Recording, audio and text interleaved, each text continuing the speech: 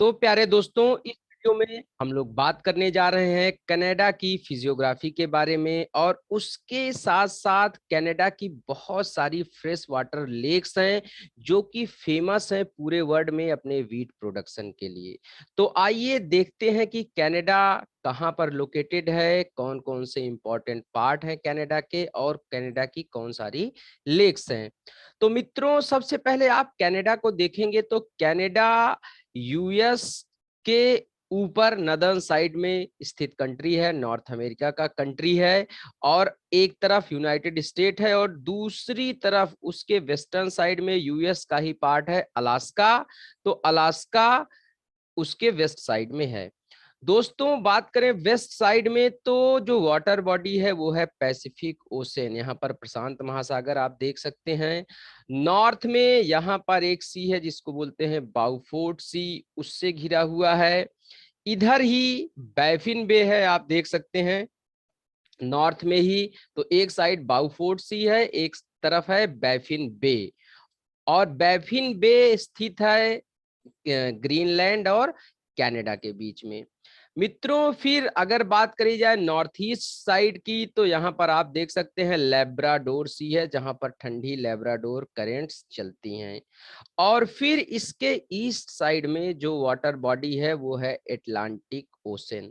तो इस तरीके से आप देखेंगे तो एटलांटिक ओशन, लेब्राडोर सी, बैफिन बे, बाउफोर्ट सी, पैसिफिक ओशन और यूएसए, इन सारे रीजन्स ने कनाडा को घेर रखा है।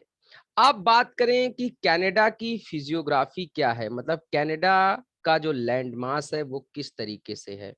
तो दोस्तों, कनाडा का जो वेस्टर्न साइड है आप देख सकते हैं, वहां पर रॉकी माउंटेन्स या रॉकी कार्डिलेरा जिन्हें हम कहते हैं, ग्रुप ऑफ माउंटेन्स, वो फैले हुए हैं। मतलब पूरी तरीके से ये ऊंचा उठा हुआ भाग है जिसको रॉकी पर्वत कहते हैं। तो पर्वत यहाँ पर है कनाडा के। और दूसरी तरफ आप देखेंगे ईस्ट साइड में, यहाँ पर बीच में है हडसन बे, हडसन की खाड़ी। और हडसन की खाड़ी के जो आसपास वाला क्षेत्र है जहां पर अभी मैं मार्क कर रहा हूं, इसको बोला जाता है कनेडियन सील्ड, जो कि इस पूरे कॉन्टिनेंट का सबसे पुराना पार्ट है, कनेडियन सील्ड। तो कनेडियन सील्ड और रॉकी माउंटेन्स के बीच का जो ये रीजन है, इस रीजन को बोला जाता है प्लेन्स ऑफ कनाडा या लो लैंड्स ऑफ कनाडा, जहां पर ठंडी पड़ती है और ठंडी के कारण से गेहूं की बहुत अच्छी खेती है पूरे वर्ल्ड में होती है। पूरे वर्ल्ड में वीट का सबसे क्वालिटेटिव प्रोडक्शन यहाँ पर होता है। साल भर, मतलब सर्दी गर्मी जो भी यहाँ की होती है, वहां पर वीट प्रोडक्शन किया जाता है। अब आप देखेंगे कि ये जो इसका लोलैंड वाला रीजन है, यहाँ पर बहुत सारी लेक्स हैं लगातार। तो ये कनाडा की इंपॉर्टेंट लेक्स हैं जिनको आपको एग्जाम के लिए याद रखना है। दोस्तों, मैं अभी इन लेक्स के बारे में आपसे डिस्कस करूंगा, लेकिन उसके पहले देख लेते हैं आइलैंड्स को। कनाडा के नॉर्थ में बहुत सारे आइलैंड्स हैं जो कि बहुत महत्वपूर्ण हैं। तो प्यारे दोस्तों, आप देख सकते हैं कि कनाडा के नॉर्थ में बहुत सारे आइलैंड हैं, जैसे कि आप यहाँ देख सकते हैं Prince Patrick, Queen Elizabeth Islands, Banks, Victoria, Prince of Wales, Heiberg, ऐसे बहुत सारे आइलैंड्स हैं। लेकिन जो नदर मोस्ट आइलैंड है कनाडा का वो है एल्समियर आइलैंड। याद रखना मित्रों, एल्समियर आइलैंड नदर मोस्ट आइलैंड है कनाडा का। और बैफिन आइलैंड भी इधर साइड में है। तो बैफिन, एल्समियर और क्वीन एलिजाबेथ आइलैंड्स, ये सबसे इंपॉर्टेंट आइलैंड्स हैं, इनके नाम आप याद रखिएगा। तो कैनेडियन सील्ड का आप ये कह सकते हैं जो नदर्न पार्ट है वो बहुत ही जगह से कटा फटा हुआ है और उस पर बहुत सारे आइलैंड्स हैं। मित्रों, अब बात करते हैं कनाडा के लोलैंड रीजन की। लोलैंड रीजन की मतलब सेंट्रल पार्ट ऑफ कनाडा की। तो दोस्तों, आप यहाँ पर देख सकते हैं कई जगह पर बहुत सारी लेक्स का फॉर्मेशन हुआ है कनाडा में। अब हम नॉर्थ की तरफ से देखते हैं तो जो सबसे इम्पोर्टेंट लेक है यहाँ पर है Great Bear Lake, Great Bear झील, याद रखिएगा बहुत ही इंपॉर्टेंट है।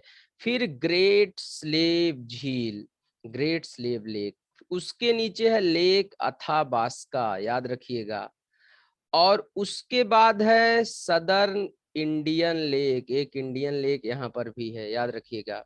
साथ में है लेक रेंडियर, और सबसे इम्पोर्टेंट है लेक विनिपेग। विनिपेग को वर्ल्ड की गेहूं की मंडी कहा जाता है, मतलब मार्केट ऑफ व्हीट। इसके आसपास के जो रीजन है ये बेसिकली प्रेरी रीजन में है, आप यहाँ पर देख सकते हैं ग्रासलैंड रीजन में है विनिपेग। और यहाँ पर हेक्टेयर प्रोडक्शन व्हीट का बहुत ही ज्यादा है। तो प्रेरी यहाँ के ग्रासलैंड्स हैं, टेम्परेट ग्रासलैंड्स। दोस्तों तो विनिपेग गेहूं के उत्पादन के लिए, व्हीट प्रोडक्शन के लिए बहुत फेमस है, इसलिए ये बन जाती है बहुत ही महत्वपूर्ण लेक कनाडा की। तो दोस्तों इन सारी लेक्स का आप सीक्वेंस और नाम याद रखिएगा अगर आप एग्जाम्स की प्रिपरेशन कर रहे हैं तो। और यहाँ के ग्रासलैंड्स को बोला जाता है प्रेरीज, इसको भी याद रखिएगा। अब दोस्तों जो नीचे वाला मतलब जो सदर्न पार्ट कनाडा का है, यहाँ पर आप देख सकते हैं ईस्टर्न साइड में है यूएस और कनाडा के बीच वाला ग्रेट लेक रीजन।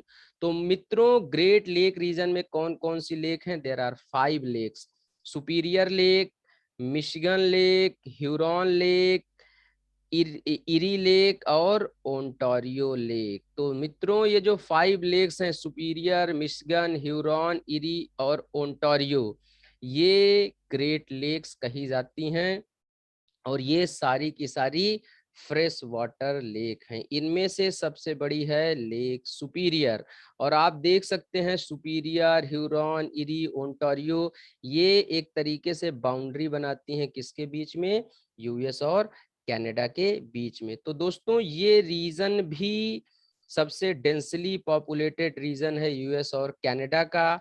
यहीं इसी के आसपास कनाडा की कैपिटल ओटावा स्थित है। तो मित्रों यहाँ पर सबसे ज्यादा पॉपुलेशन डेंसिटी है पूरे नॉर्थ अमेरिकन कॉन्टिनेंट की, इन्हीं के आसपास। ये ऊपर आप देख सकते हैं कनाडा के इस रीजन को लॉरेंसियन हाईलैंड्स कहा जाता है, एक प्लेट्यू टाइप का रीजन है ये। और इस प्लेट्यू रीजन से छोटी छोटी कई सारी रिवर्स आप देख सकते हैं निकलती हैं। उसी तरीके से यहाँ का जो रीजन है, मतलब रॉकी माउंटेन्स के साइड और इधर जहाँ पर लेक्स वगैरह हैं ये थोड़ा ऊंचाई पर हैं, तो इनसे कई सारी रिवर्स निकल करके जा करके हडसन बे में ड्रेन होती है। मतलब ये लोलैंड कंपेरेटिवली रीजन है, लेकिन फिर भी इससे भी थोड़ा कैनेडियन शील्ड का जो एक कोस्टल रीजन है, लो रीजन है, तो यहाँ से लेक्स नदियां निकल करके जा करके अपना वाटर ड्रेन करती हैं हडसन बे में। तो दोस्तों इन सारे पॉइंट्स को याद रखिएगा। फिर कुछ इंपॉर्टेंट नेशनल पार्क हैं जो यहाँ पर मेंशन्ड हैं, आपको उनको भी थोड़ा दिमाग में रखना है। तो नहानी नेशनल पार्क है, यहाँ पर रॉकी माउंटेन्स पे ही ज्यादातर ये नेशनल पार्क स्थित हैं। वुड वेफलो नेशनल पार्क बहुत फेमस है, एग्जाम में पूछा भी जा चुका है। तो वुड वेफलो नेशनल पार्क कहाँ है? कनाडा में है। फिर बैंफ नेशनल पार्क और इधर जैस्पर नेशनल पार्क, तो ये सारे कनाडा के नेशनल पार्क हैं। तो मोस्टली लगभग कनाडा की जो फिजियोग्राफी है वो इसी तरीके की है। बहुत सारे आइलैंड्स हैं, उसके बाद रॉकी माउंटेन्स हैं, कैनेडियन शील्ड है, और ये बीच में बहुत सारी लेक्स हैं। इन सबको याद रखिएगा। मिलते हैं नेक्स्ट वीडियो में। Thank you very much for being with me, for being with my channel.